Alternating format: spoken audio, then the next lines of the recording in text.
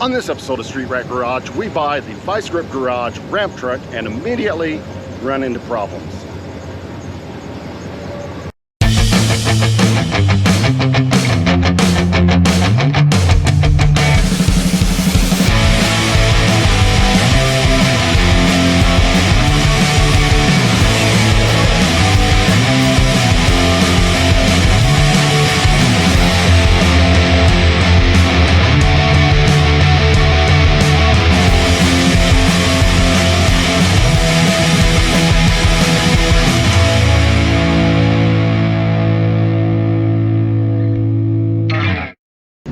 So we bought the ramp truck, got it loaded up, made it maybe 3 miles down the road, and there's a problem.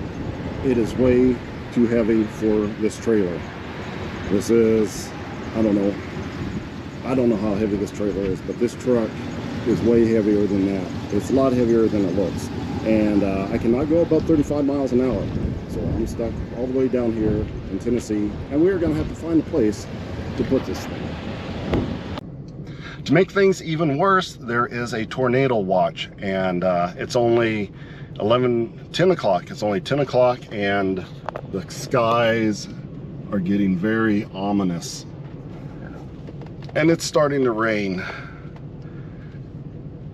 And we can't go over 35 miles an hour, so I'm not sure what we're gonna do. We're either gonna have to find a place to store this and come back with a bigger trailer, or just drive it back, or drive 35 miles an hour all the way home, which would take about 10 hours to get back. Well, it looks like Derek's gonna let me drop it back at his place, and I'll just pick it up later. This is bad. It is a mess out here, and it is very, very dangerous trying to drive this thing. So I'm just going to drop it back at his place. He was very, very nice and let me do that. So back we go to unload. Well, we're back at Derek's place.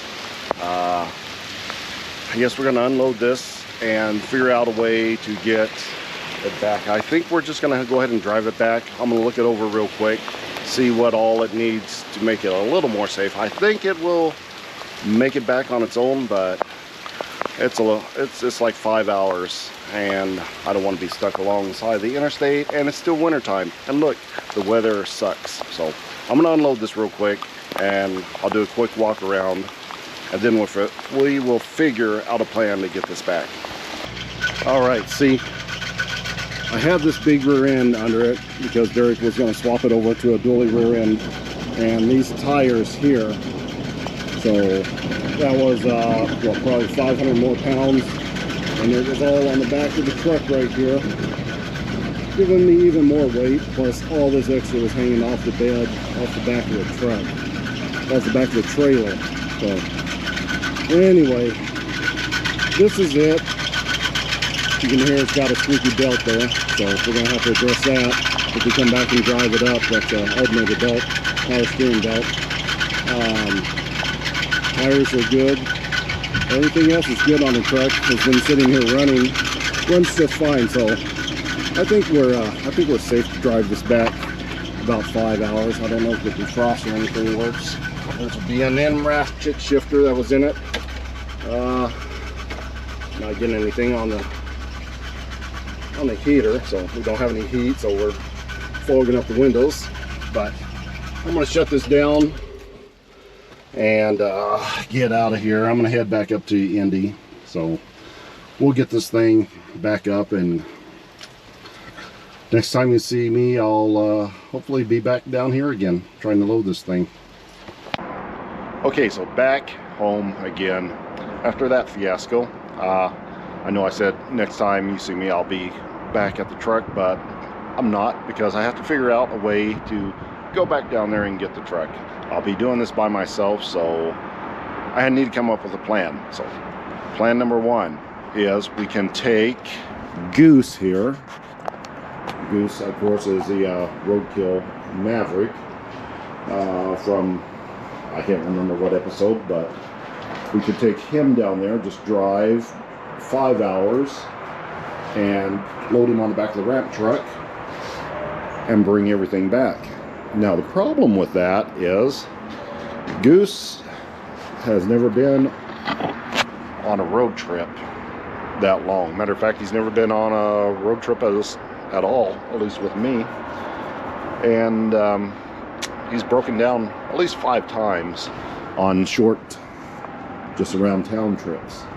So that might be an issue. Matter of fact, he's broke down right now because of this wiring fiasco. This right here is a huge mess that we need to figure out.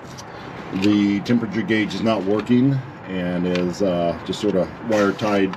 Not even wire tied. This is a negative to the sensor right here. The fan, so the fan isn't working right now. So it does stay cool when you're driving it, but when I took it up to Roadkill Nights, I noticed the fan wasn't working, but as long as I drove it around, it was fine. So, but we can't drive 5 hours without a working fan. I mean, we might be able to, as cold as it is, but I'm not going to trust that. Also, the fuel pump quit on me while I was, just the last time I took it out. And right here is the reason. This is the fuel pump wiring. There is a, let me find it, there's a relay right there. So apparently that quit working, so I had to pull the wires off and just wire it direct in order to get it back to the house. So something happened. This is like the second time the relay has went out on this car. Now, another problem with that is, let me show you real quick. Okay, we get in here and look in this wiring harness. See this wire here? This is the one that goes inside to the fuel pump relay. This right here is speaker wire, and that runs across the front of the car, through this wiring loom, right back here, and into, where does it go? It goes into the positive side of the battery here off of the relay. So we have running the main wire running the fuel pump, going to the relay is speaker wire plumbed directly into the battery here. So that is a problem. Don't use speaker wire for your main ground wire. Your main positive wire. Not a good idea. This mess right here, this is the nitrous system. This one right here, what is this one? This one's a fan relay, so we may have a problem with the fan relay as well. So everything's a mess. There's tack wiring back there. There's wiring to the nitrous solenoids that go back through there as well. This wire right here is about to come out. Another problem that I'm worried about is the actual fuel pump. The fuel pump went out on this before. That's one of the breakdowns that stranded me on the side of the road, and I had to go get a old fuel pump that I had laying around that's like 20 years old. It's a Holly Blue, good fuel pump, but it's a 20-year-old fuel pump. It's been working fine so far, but I don't know if it's going to do good on an extended trip all the way down to Tennessee. Well, it doesn't have to come back, but it has to make it there. So if we take this car, we're going to have to rewire it. Relays, we're going to have to take us a spare fuel pump with us. Maybe a battery. It charges, it seems to charge okay, but I'm not, oh, almost forgot. The belt keeps coming off of the power steering pump. Right now it flew off already. And the power steering pump's a little bit stiff, really. So I don't know if that's going to be another problem I didn't think about, but at higher RPMs that likes to fling off. So another issue there. But fuel pump, and oh yeah, we got the glass filter right there, which is an awful idea. I don't know why I have that on there, but I do. That has got to go before, and before we make the trip. There's a lot of stuff on this car. I am really talking myself out of taking this down there as we speak. So option number 2 is I can just go buy something. So maybe $1,000 or so, I can drive it down there and tow it back with a ramp truck and just sell it when I get back. All my other vehicles that I have here are way too big. The truck, my SUV, everything's too big to really haul on the back of that. I don't want that much extra load. So I was thinking about getting something small, like, you know, that's why I wanted the Maverick. The Maverick, or maybe a Mustang or something I can go pick up. There's that option.